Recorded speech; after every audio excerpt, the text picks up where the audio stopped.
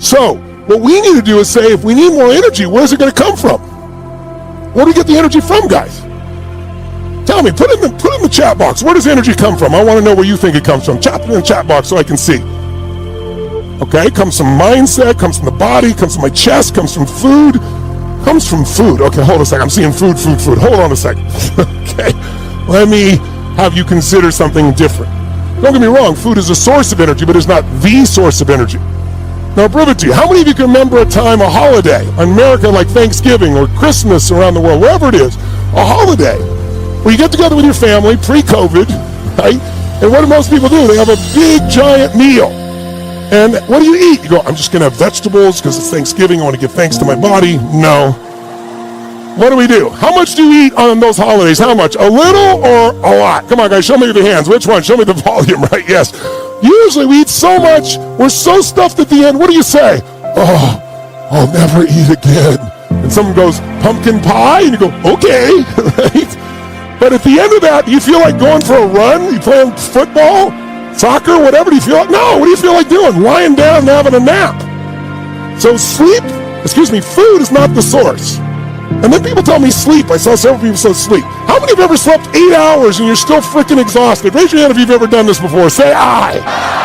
How many have had a day you had no sleep, like me, because I was reading all your stuff all last night till early this morning, and yet something happened and boom, you were awake all day full of energy. Something stimulated. How many have done that as well? Say aye. So guess what? We're about to do that now. So how do we find that energy? It's a habit.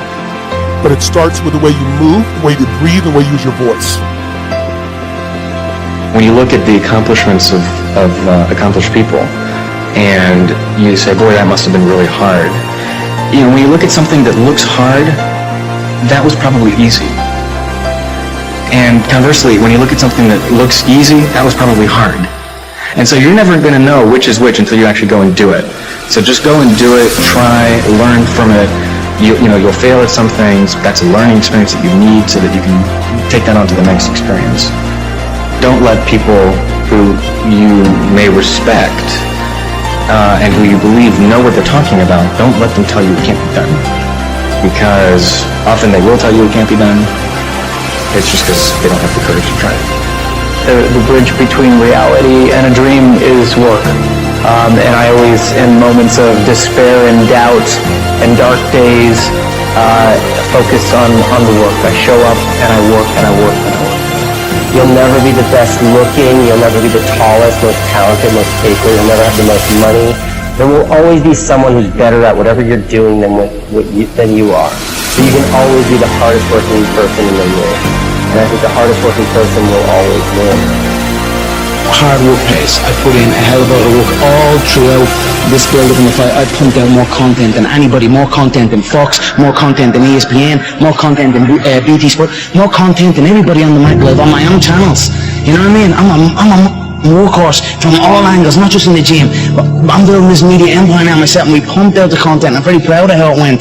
The consistently daily movies I was releasing, you know, from like a month ago, every single day. You know what I mean? Nobody's doing that. So I'm very proud of it, and I'm very, like, the work pays, hard work pays. I don't think there's any magic in being successful. And I'm not talking about making $1 million or $1 billion. I'm just talking about being successful. I don't think there's any magic. You got to work hard. Yeah. You got to respect the people around you, and you just got to go. I've never met a successful person that doesn't work hard.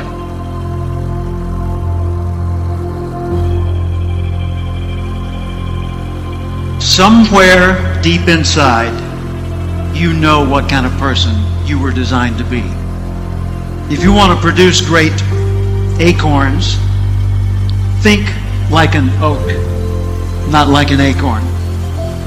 Think like the person you intend to become. Like the Christian question, what would Jesus do? Ask yourself, how would the person I'd like to be? The acorn has 3 parts. It's got a stem, a cap, and a seed. And the stem represents its connection to the past. All the acorns, all the oaks that have ever existed in its line before are encoded in that transfer through that stem, the legacy into this acorn. The cap holds onto the seed until the seed's ready to grow on its own. So the cap represents your coaches, your mentors, your role models, your guides, your parents, your friends, your teachers. What kind of seed is in you?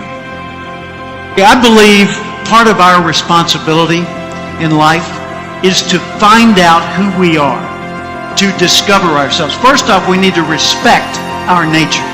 We need to realize we are part of a continuing chain that carries a legacy and a responsibility. It's not the security that's robbing ambition, it's the illusion of security that robs ambition. So the biggest risk you can take in life is not taking it. If you're at that point where you're in the middle of your career and you lost your job, and you're just out of college and starting, or just out of high school, go talk to a senior citizen about what they really regret about their lives. And it's not what they failed at. They didn't try. It's the regrets of why didn't I. You cannot let the fear of the opinion of others influence your decisions. Most people have not honored even half of their dreams at that stage. And they had to die knowing that it was due to choices they had made or not made, or due to fear of the opinion of others that they had done so. It is your life. Nobody else can tell you what's best for you, and only you will have to deal with the consequences. So make your own decisions. In order to be successful at anything, it has to be what you truly love. Because if you don't love it and you ain't willing to die for it, don't do it, right? Sometimes you have to do these transitional jobs to get to where you have to go to, but it's okay. If you gotta sell bed sheets, sell these bed sheets. Do what you have to do it with pride. But at the same time, do not let any job that you do kill your dream. Because the only thing that can make you feel alive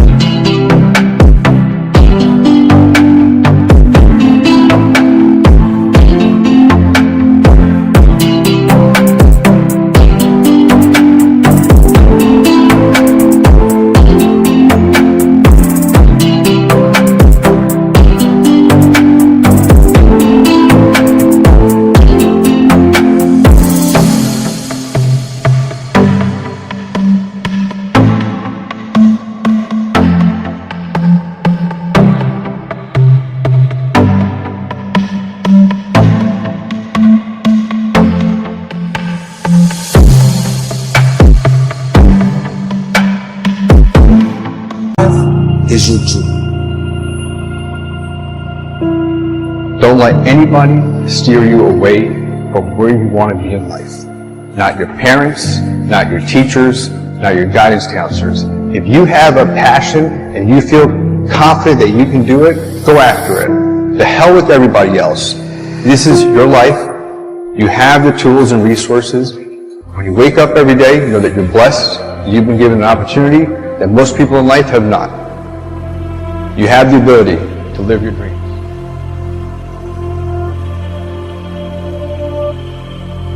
If you want to be great, not good, not also grand, not second, not third, if you want to be great, the very best at what you do, obsession is a necessity.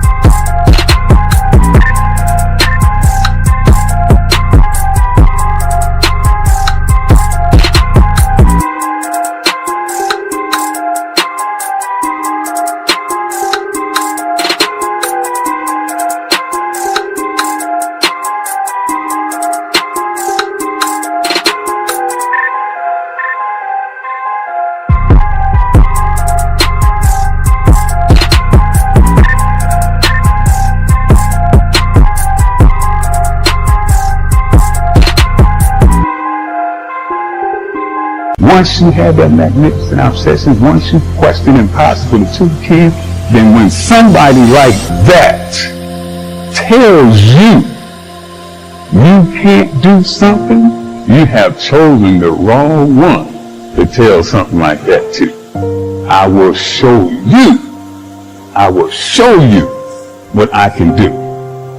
I will show you, I will turn your I can't, I will never, I won't, it's impossible. I will turn it around and I will show you.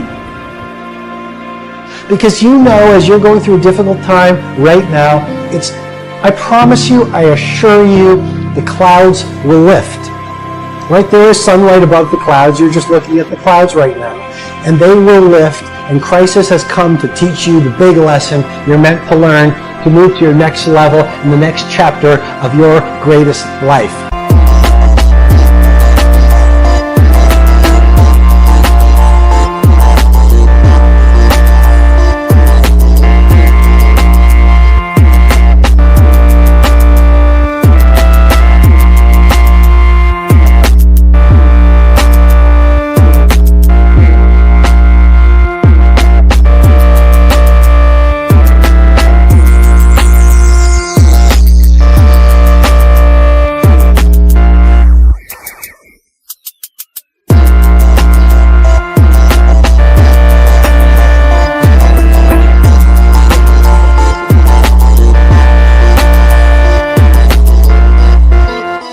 There is an invisible hand at play, whether you feel it or not. And maybe I am the servant of information to remind you in this moment right now, what you're experiencing doesn't feel good, but it is good.